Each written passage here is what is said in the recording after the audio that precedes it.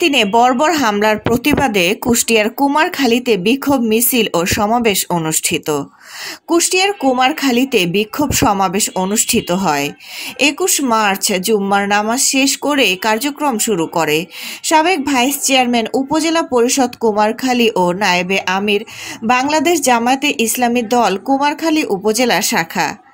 ৭৮ কুষ্টিয়া কুমারখালী খোকসার ৪ আসনের প্রার্থী মোহাম্মদ আফজাল হোসাইনের নেতৃত্বে কুমারখালী শহরের হলবাজার থেকে বিক্ষোভ মিছিল প্রধান শহরের গণমোড় হয়ে কুমারখালী বাস স্ট্যান্ডে মিছিলটি শেষ হয়। উক্ত মিছিলটি পরিচালনা করে জামায়াতের নায়েবে আমির আফজাল হোসাইন ও বিভিন্ন অঙ্গ সংগঠনের নেতাকর্মী। বিস্তারিত দেখুন কুষ্টিয়া থেকে এম.এ. শাহীন হোসেনের পাঠানো প্রতিবেদনে।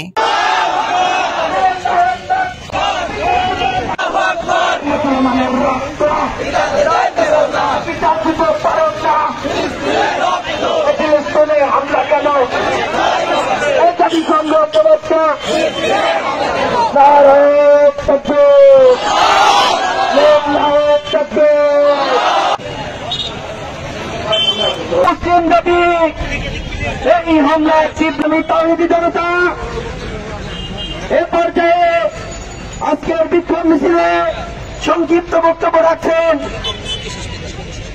কুমারখালী। আমরা ওদেরকে মুসলমান হিসাবে মানি না।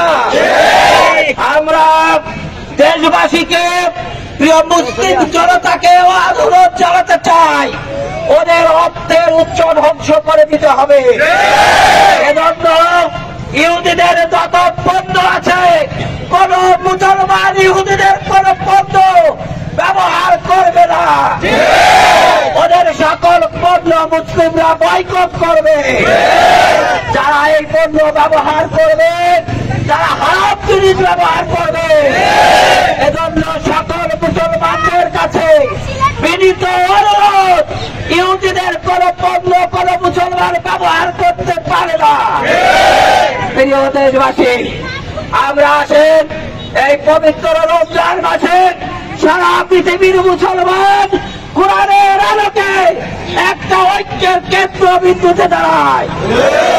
কোন ইহুদির সাথে কোন আপোষ মুসলমানরা করবে না।